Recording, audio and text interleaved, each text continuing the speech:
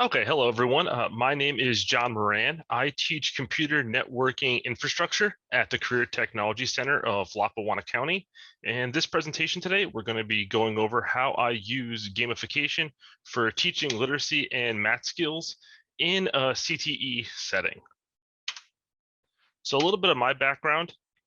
I've been the computer networking infrastructure instructor since 2016 at Lackawanna CTC.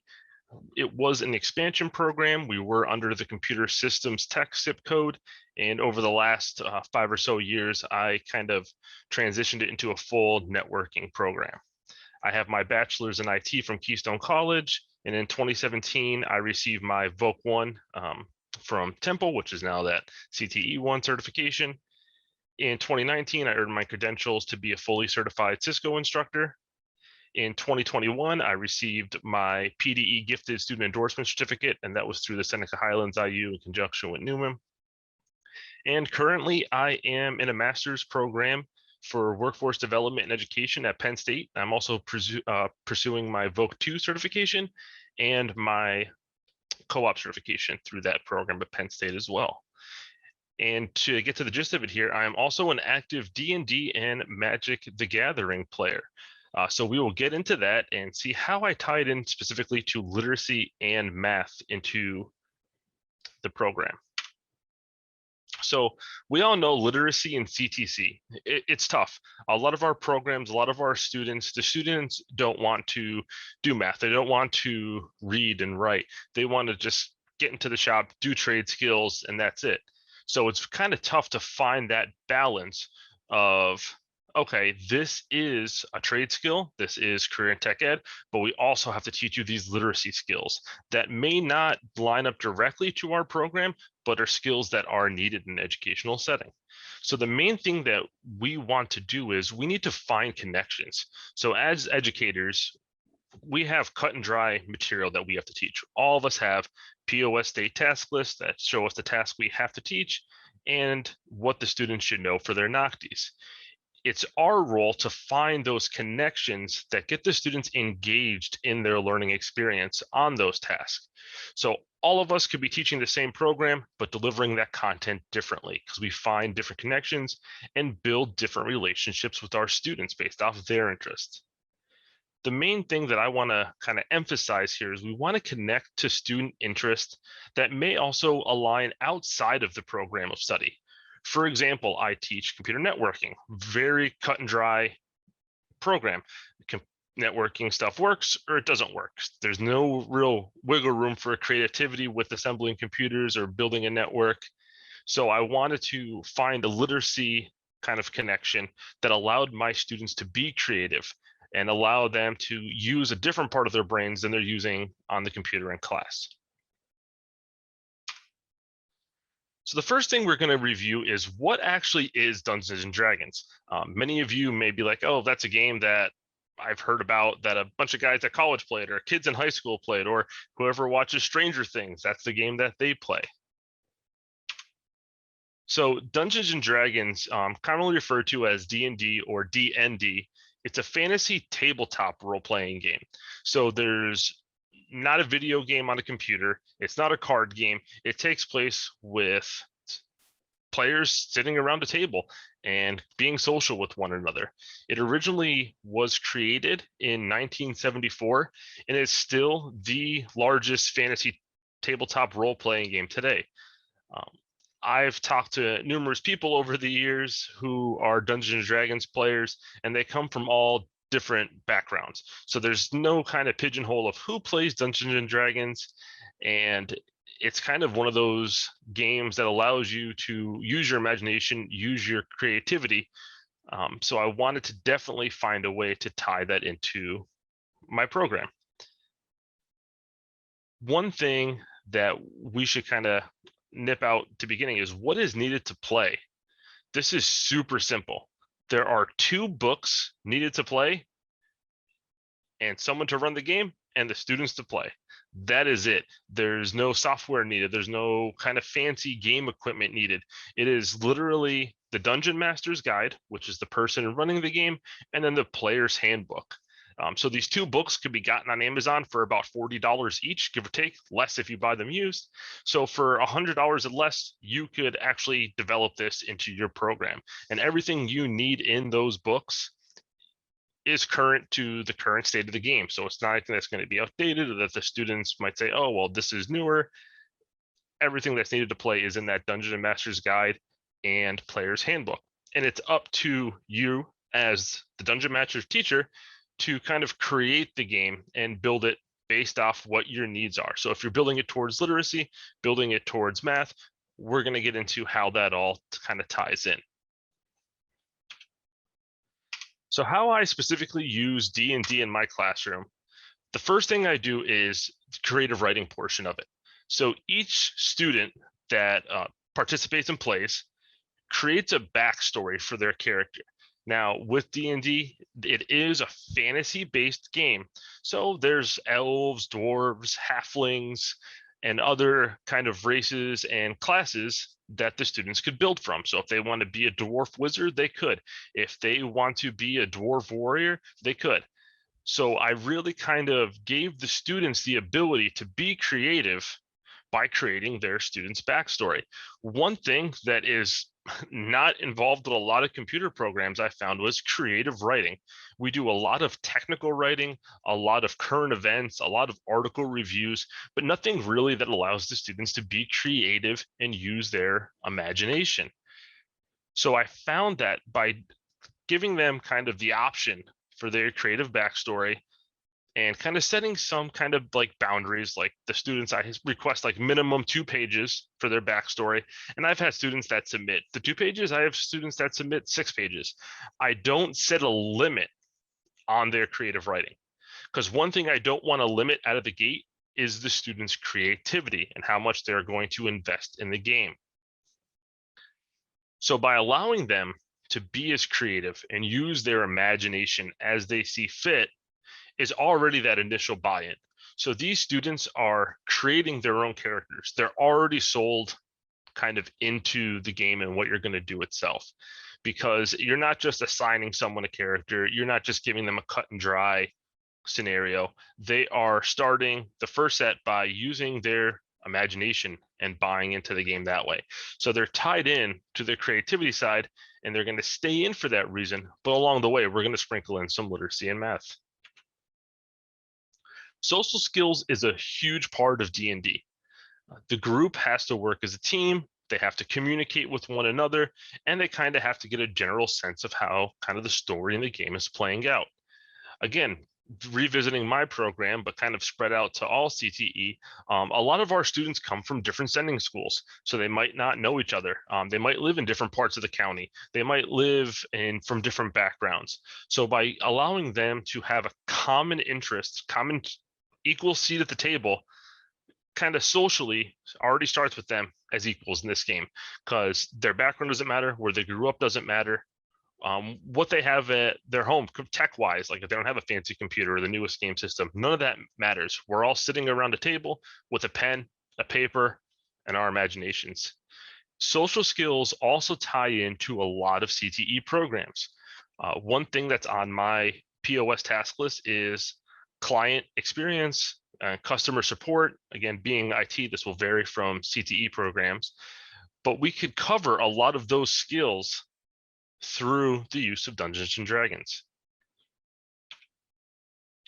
And again, revisiting that communication portion of the students coming in have to communicate with one another. They have to be able to articulate their ideas, their plans, their problem solving, their critical thinking, all on the fly. So being able to give them an outlet to do so will strengthen that over time. I've seen students in the past that really don't talk at all, or students that rarely raise their hand in class, be completely different once we sit around the table and play Dungeons and Dragons. Again, to reiterate, we have that buy-in already. So they're already sold on it once they create their character. They have their character, they want to use them. So by opening up their communication lines, it allows them to not only feel more comfortable with the class itself from the beginning, but also they get more comfortable with their peers. My program, they're with me for 3 hours a day, 5 days a week for 3 years. So anything I could get them to do to communicate with one another, to get to know each other better, I'm always open for. Then we also have that sense of teamwork. So each group in the game itself has to work as a team through the progress of the story and achieve goals in the game. The dungeon master, which is the term that D&D uses for the person controlling the story, that would be the educator's role in this. So I'm the dungeon master, the students are the players going through their quests and adventures together as a team. What's interesting is each student will have kind of a different role in the game, because coming back to their character creation, they get to pick from different races, but also different classes. We have things like cleric that are healers. We have wizards that use spells. We have fighters that are the offensive of the group. We have paladins, what they're called, that are the defensive and kind of defend the group. So they all have to work as a team and rely on one another, because in Dungeons & Dragons, you can't run solo and you can't single out, because you won't be successful through the game. So it kind of is a forced teamwork that falls back on the communication and their social skills with one another. In a lot of our programs, students need troubleshooting skills. Troubleshooting in Dungeons and Dragons happens on the fly. Students have to be able to analyze their current situation. They have to be able to form a response to it, but not only by themselves. They're going to be first troubleshooting individually to see how their player could help the group, but then as a group, they are troubleshooting the current instance that they're in. I tie it back to IT. When we troubleshoot, that's 90% of IT. I tell my students that no one calls the IT guy when everything is working and running fine. They call them when they're in crisis or an issue. So the first thing we have to do is take a step back, de-escalate the situation, and work through our troubleshooting steps. That could be applied to Dungeons and Dragons as well. Students have to, again, address the issue at hand, build a plan for it, and respond to that plan individually and as a team. Critical thinking is, again, something that ties in with that troubleshooting theory. Students aren't just providing yes, no answers. There are multi-tiered cause and effects that happen when playing through the Dungeons and Dragons story. They may think, oh, well, I'm going to go with option A. Well, they have to then see how option A is going to affect the rest of the story. So they not only have to think about the current event and storyline, they have to think of how it's going to affect their character, how it's going to affect their group, and how it's going to affect their team. So again, anytime that we could tie critical thinking and troubleshooting skills into something that students are bought into and willing to learn, all the better, because these are all transferable skills. So all the skills I laid out here, social skills, communication, teamwork, troubleshooting, critical thinking, regardless of the CTE area, even regardless of the academic area, those are skills that could be cross-applied. They're transferable skills, and they're skills that our students need to be successful in industry. And one quick thing that I'm going to tie in is along with that, so along with their creative writing, those transferable skills, there's also a heavy amount of math involved in Dungeons and Dragons. For example, this 5d4 plus 5 may look like random gibberish to the non-D&D player, but we use different types of dice in the game. The one on the screen is what's called a d20. So there's 20 sides. They go anywhere from 2 to 3, 4, 6, 8, again, all the way up to 20. So throughout the game, you have different instances and situations, which we'll get into, I'll show you. And there's different dice rolls that have to happen. So for this one, the student has to roll 5d4 dice and add 5. This is a pretty interesting math equation. And 9 out of 10 times, the students are doing these mentally. So they're using that mental math portion of their brain. They're not kind of scratching down on paper, okay, 5 d4 dice. They're rolling their dice, 5d4, adding them up, and then adding 5 to them. So these tasks are all throughout the game, and they're all not the same. It all depends on the variables of the dice roll and what dice are required for that specific roll.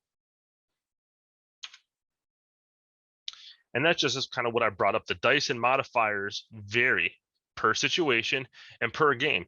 No one could roll the same dice over and over again. If they could, they'll be rich out in Vegas. But in this game, your dice roll is different. So you're not always going to have the same calculations or the same problems each time. In line with those math calculations, they feed back to our critical thinking and troubleshooting. Because in D&D, there's things called success and failures. The dungeon master may know that a 12 is needed to succeed given this certain instance. The students playing aren't aware of that. So we have to kind of gauge that using theater of the mind. So if a student rolls through, and goes and rolls and ends up with, say, hypothetically an 11, it is our job to kind of paint that picture of not saying they failed, but painting an elaborate theater of the mind picture using creativity. So instead of saying, oh, well, you failed, move on, you have to kind of paint the picture of you shot off a spell, it missed, the guy moved out of the way, the door didn't open successfully, your lockpick broke. Things like this that make the students think, okay, what could I do next? Oops, sorry. Because if they think that they just failed, then that really doesn't tie in to their critical thinking. If they know, okay, I failed by a little bit, they might kind of take that into their calculation, say, okay, a 12 failed, maybe I'll need a 14 for a success next time, or 15 for success next time. So we don't just say cut and dry, pass and fail. You have to kind of paint the picture for them and allow their creativity, imagination to assess the situation and critically think of what they will need next to get through.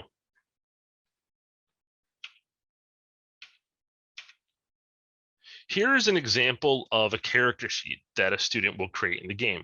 So each of my students that play, which is right now 100% of my students, they have to create this character sheet.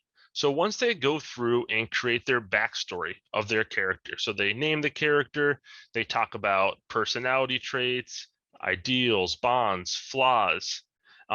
Some of these are built into the player's handbook, so the students select them, but they get to kind of add their own flavor, what they're called to them. On the left-hand side here, we see their modifiers, and these will vary by character. So there's situations that involve strength, dexterity, constitution, intelligence, wisdom, and charisma for their character. So this isn't anything that the student themselves is going to do. It's based off their character. So in the game, a character with high charisma is going to be more social in the game. A student with low charisma is going to be less social. Strength is pretty explanatory, kind of with dexterity. Constitution has to do with their kind of health and defense. And then intelligence and wisdom. This is something that I always find interesting explaining and having the kids research themselves. They always ask, what's the difference between being intelligent and being wise? And I always say intelligence means you know a lot of stuff.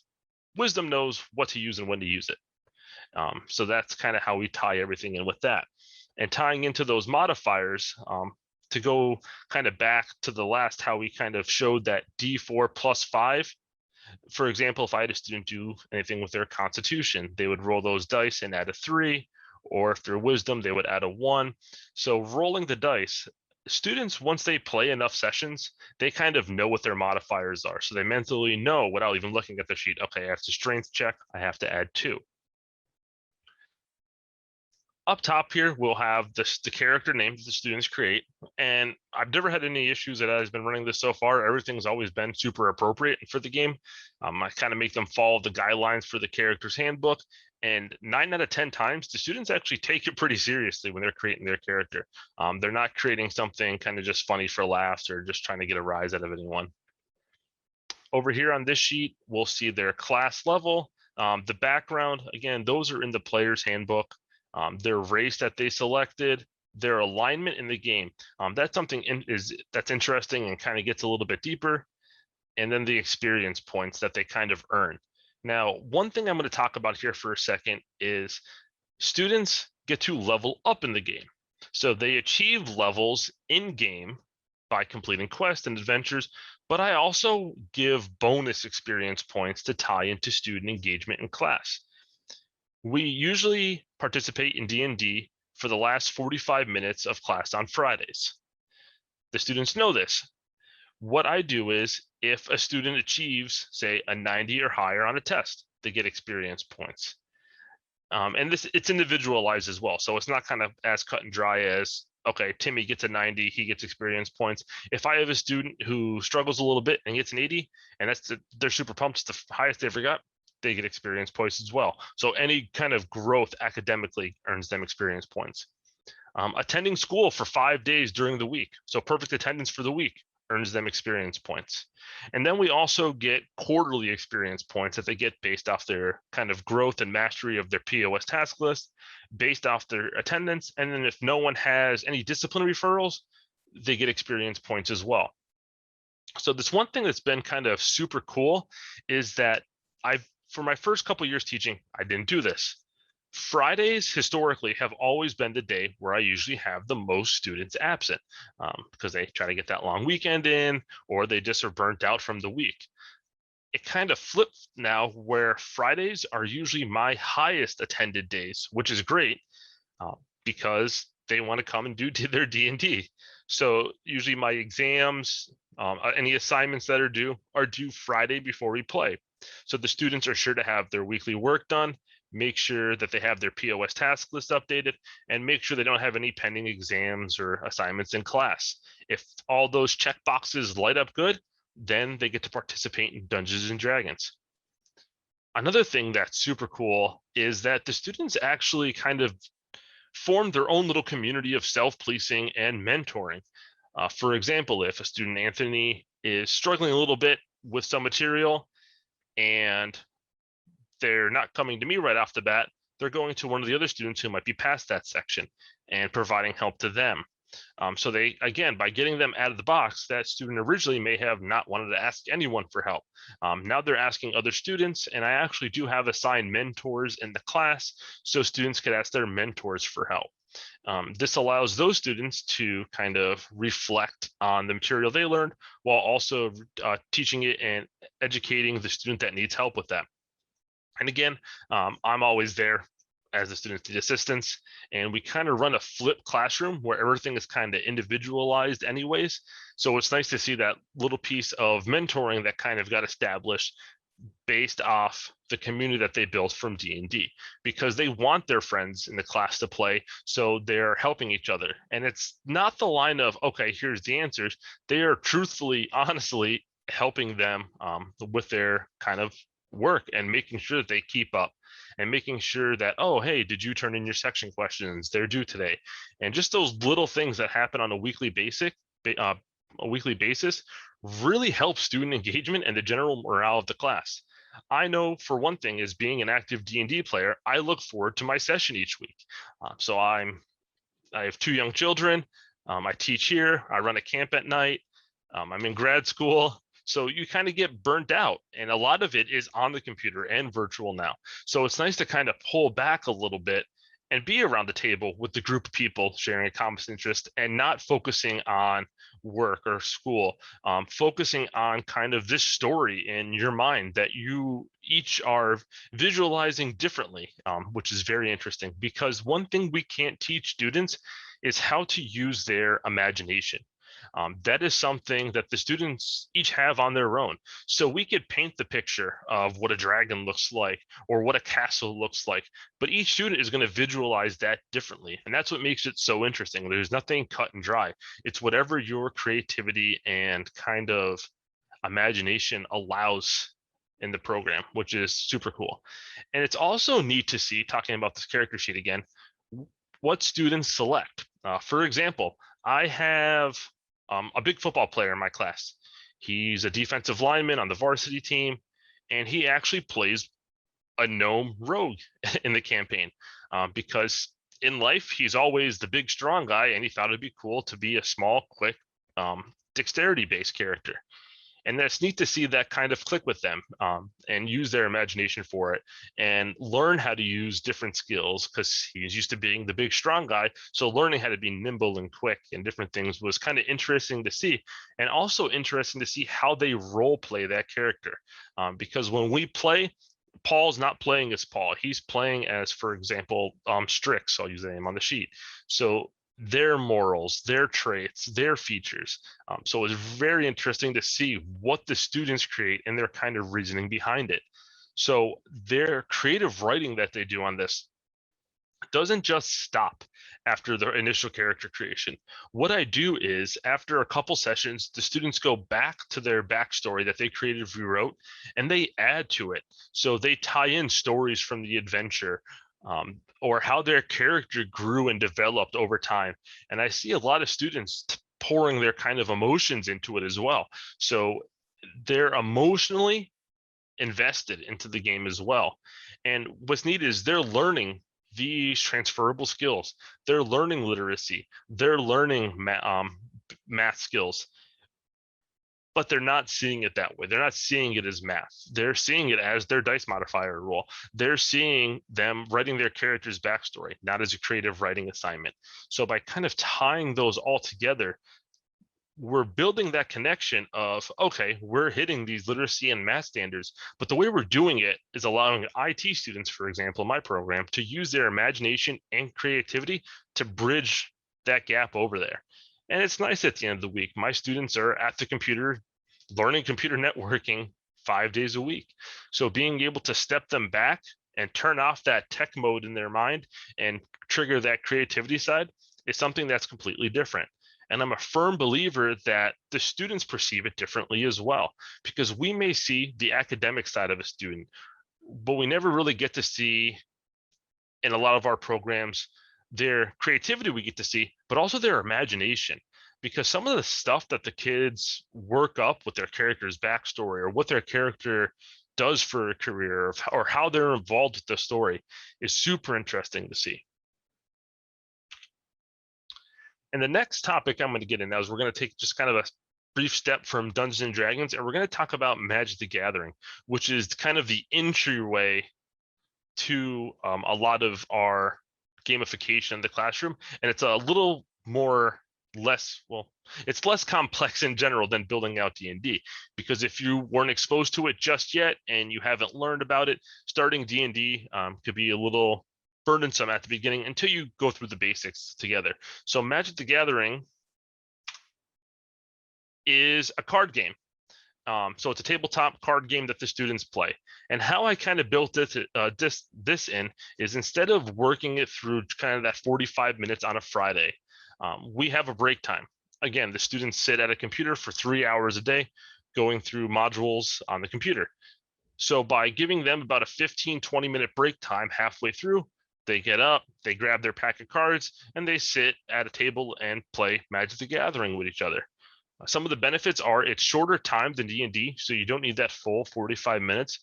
And this is a lot what I use with my first year students, to kind of get them comfortable with the gamification instead of having to buy right into D&D.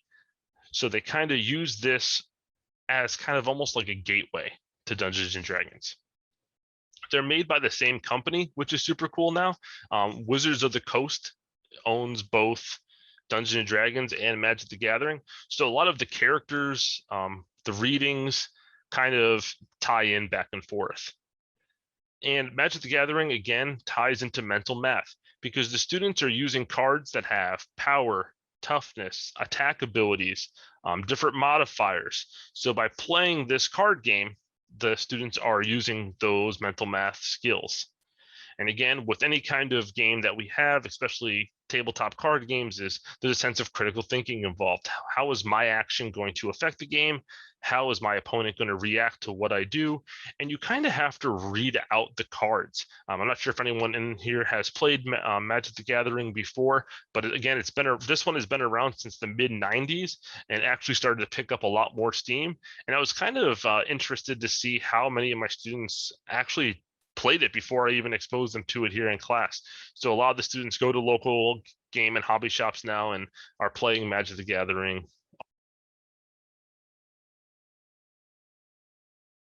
So getting back into Magic the Gathering, that is more kind of critical thinking and problem solving based.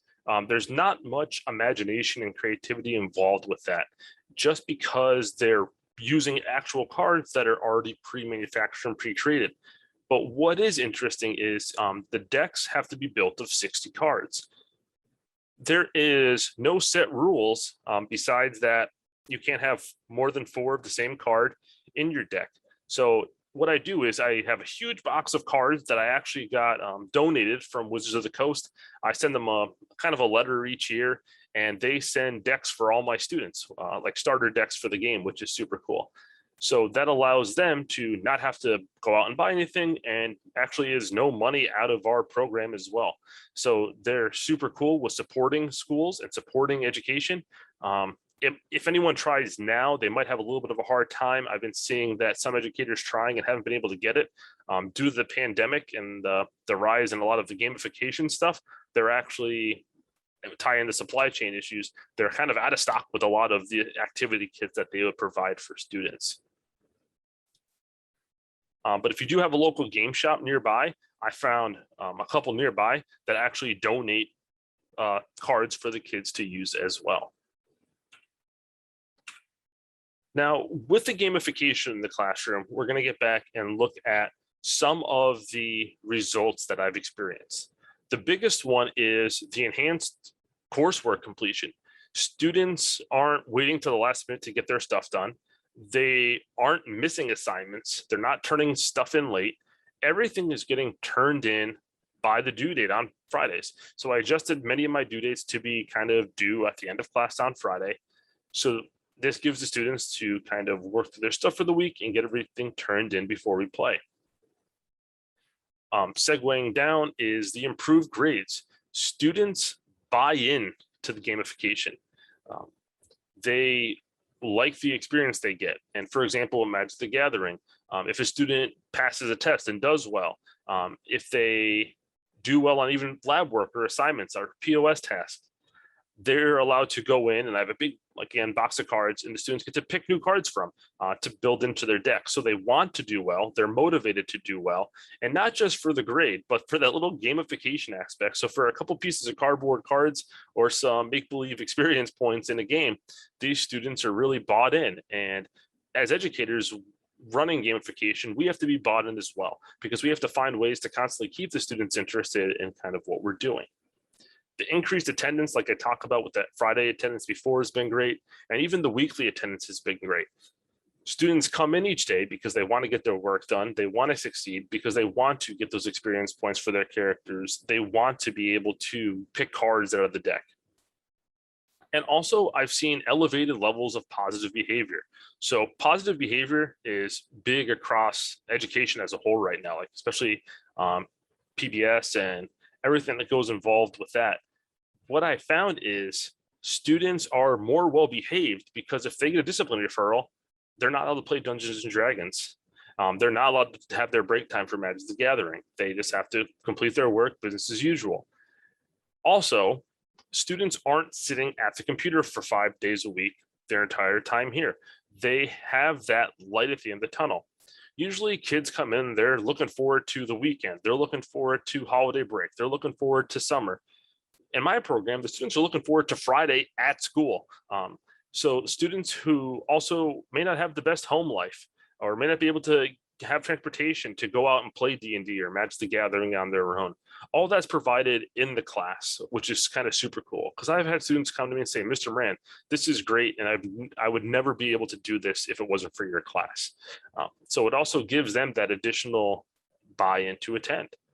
And again, tying into the mentoring with that positive behavior, the students are self-policing and self-mentoring each other to get through their work, to make sure each other student is doing well so they could all participate. Because if you're playing Dungeons and Dragons and you don't have your healer, or you don't have your offensive guy, or you don't have your stealthy guy, it hurts the party and it hurts the team as a whole. So by making sure that everyone gets to play, they kind of really buy into it. And a couple links that I have here, I will go ahead and quickly drop those in the chat as well for anyone interested. These are links for Dungeons and Dragons information, and also information on the basics to play. So if anyone is interested in potentially starting a Dungeons and Dragons campaign, don't feel overwhelmed. Everyone has to start somewhere. And Wizards of the Coast, the main company, provides a surplus of information available to get people playing, to get them participating in these kind of games. And anything that we could do to get our students more involved and bought into the coursework is a big plus. So that is all I have for this presentation. I want to open it up to questions and answers because I'm hoping that some of you do have questions or how to tie this in or anything along those lines. I'd be interested in kind of helping you out.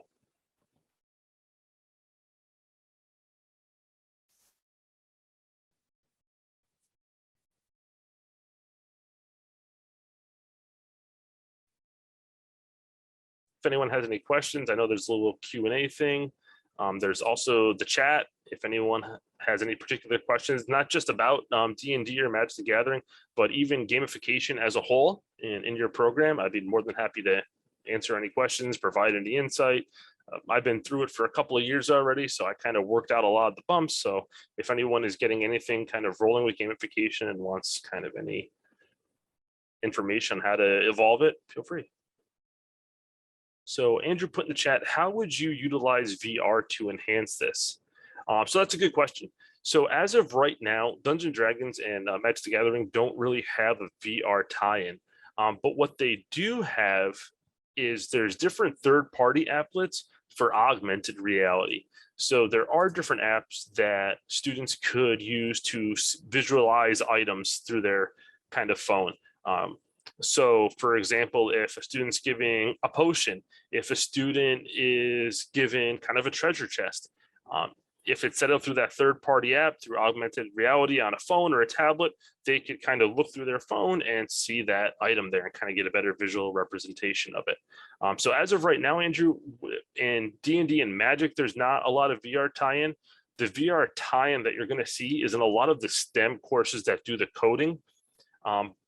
I don't know explicitly what VR tech that they are currently using, but I do know it's something that it's kind of right on the edge of becoming more mainstream in STEM and STEAM programs. Augmented reality was nice. A couple of years ago, our creative communication pathways actually created an augmented reality monster book that went out to elementary school students in our area. So the students got to flip through the AR book, use a school device to scan the little QR code on it, and it had our actual students kind of pop up alongside the little monster and talk about our programs. So it kind of exposed the elementary students to CTE programs with that cool little monster book tie-in. And Julie put, what is the youngest age you think they could be engaged with D&D and Magic the Gathering? So Magic the Gathering, definitely more so at the middle school level and up. So definitely anything with kind of like that card-based game, I would say middle school and up. Dungeons and Dragons itself, I would say even a little bit before middle school. You could have kids that are tied in with creating characters, even if it's just not actually playing the game, but getting used to creating a fantasy character, to playing a story. A lot of young kids, like my daughter, for example, pretends all the time that she's a princess or I'm a beast or I'm a knight, and just getting that imagination and creative mindset going and evolved at an early age. I feel now a lot of kids are pushed tech very early on. So anything we could kind of reel that back a little bit and tie it in with some creative and imagination, I feel is a really good kind of building block. And Andrew, I'll find out if we could actually get copies. It was an actual like printed, like our print shop, like our print production actually printed it. I'll see if I'll make a note here. If you want, I will put my email address here in the chat. Andrew, just send me a follow-up email with your email and I'll see if I could get it, even if it's like a digital copy. Oh, thanks, Julie. I appreciate it. Yeah, this is something that I kind of started outside of the class as playing Dungeons and Dragons and Magic the Gathering.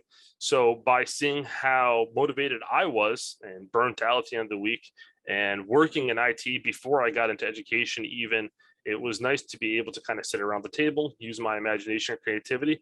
And I was listening to a podcast a few years back, and one of the guys was a librarian, and he used to run D&D games at the library and teach like a literacy camp with it. And that's what kind of got my gears going with how I could tie it into my students. Because again, teaching computer networking is really cut and dry. We really don't build much. We really don't create much. We really don't imagine much. Everything is super technical, even down to creating cables and using binary. So allowing the students to flip off that tech, use their imagination and creativity, allows them to kind of use their brain in the class. And they're getting literacy and math through their tech work, and by also getting it through the Dungeons and Dragons and Magic the Gathering, using that gamification allows them to bridge that gap for literacy and math through different parts of their brain. Because that's the main thing is you could hammer in math, you could hammer in literacy, but until the students have a mental connection to it, unfortunately, they won't kind of retain that information. So by getting them bought into gamification, builds that connection on their own. Let's see. So Mike put, we're thinking of using Pursue IT, the new skills, we can have IT teacher and his students experience esports. Do you use the player versus platform? Oh, so Mike, that is something we're looking into as well. I actually have a few contacts out in our kind of local area with local colleges and universities that have esports programs. And I'm trying to get more information on this as well, because I know the Skills USA to pursue it is kind of new. And our Skills USA teacher is actually our cybersecurity instructor as well. So that's something that we were looking into as well, is kind of the esports. So the esports as of right now is kind of at the club level. So it's an add-on to the regular curriculum at a lot of the schools. Whereas the gamification is a tie into your actual POS. So there's really not a POS task list grid that relates to gamification just yet. I am working on my updated task list and added on some like literacy and math. So there isn't a black or white answer on that right now. A lot of the gamification task and tie-ins are all done at the local level. So I don't think there's anything actually made yet. I may be wrong, but I'm not 100% sure. And do we use the player verse platform? I don't. I actually haven't. I haven't used that yet. I'll take actually a note of that. See if I could find more on that. So thank you. And Mike, again, feel free. I posted my email. Feel free to reach out. And as we kind of get the RE sports thing kind of potentially up and going, I'd be interested to see what other educators across the state are doing with it. Because as of right now, which is crazy to think, because growing up, I remember my parents saying like, you're not going to do anything with video games. Well, now you could get a Division I athletic scholarship to like Caltech if you're good at like Overwatch or Rocket League. So these are seen as student athletes now, and a lot of schools are popping up this program under their athletic department. For example, one of my friends is a coach at Marywood for one of their esports programs, and he works under the athletics department. So they are seen as student athletes. So it's interesting to see how that's going to play out over the next couple of years.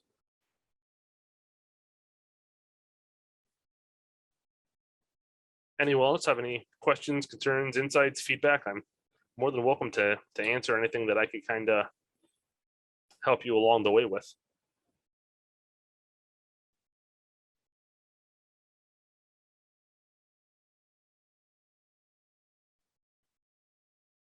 So Andrew put, besides the benefits outlined here, what positive effects do you think gamification can add to other CTE programs? So a lot of those transferable skills could be built into other CTE programs. All of our programs need social skills, communication, client engagement, and getting our students kind of connected to those skills, especially team building and leadership, outside of the regular POS task list was something that they self-created. I feel is a big tie-in. What also with that gamification, a lot of the games, like for example, Magic the Gathering, has a competitive factor. So students want to succeed because they want to compete. So they want to improve their literacy and math skills because they want to be able to be competitive. One thing that I forgot to mention that I've seen is a lot of my students are reading more after playing Dungeons and Dragons and Magic because they want to learn more about the lore per se, the LORE lore for the game or the story. So a lot of the students are reading books on Dungeons and Dragons. They're reading articles on character creation, and to tie it in with other kind of gamification as well, they're reading how games work. They're figuring out the mechanics with it. So those are all critical thinking, troubleshooting skills that are transferable regardless of CTE program. I feel every CTE program needs those skills, and a lot of the time they could be done through gamification. And again, I think over the next, like, I would say even less than 5 years, we're going to see a lot more gamification options available for students. I remember in middle school, the first exposure I had to gamification was Oregon Trail on the Mac computer in fourth grade class. I remember putting that in and learning about the westward expansion, and that was through playing the Oregon Trail. So it's just a different part of the brain that gets the students motivated to succeed. And anytime you could add a little bit of competition, a little bit of literacy and math all sprinkled together, the students really buy into it. So you don't sell it as, I'm going to teach you literacy and math in a game. You're going to say, hey, we're going to do kind of X, Y, and Z, but built into it, the little seasoning of literacy and math and social skills that are sprinkled into it. So I feel like it's a lot of kind of flash for the students, like, oh, we get to play a game, but you was educated like, okay, you're doing this, but here's all the stuff that you're doing subliminally in your mind and subconsciously. So yeah, thanks for that question, Andrew. I'm a big advocate for gamification.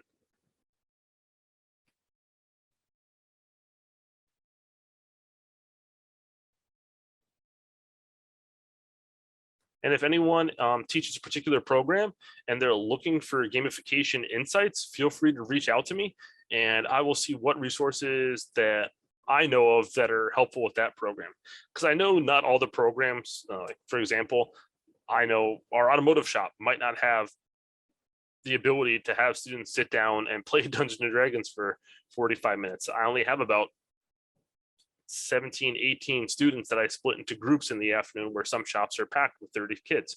So there's different gamification needs for the program. So that's one thing that we have to kind of address and look into.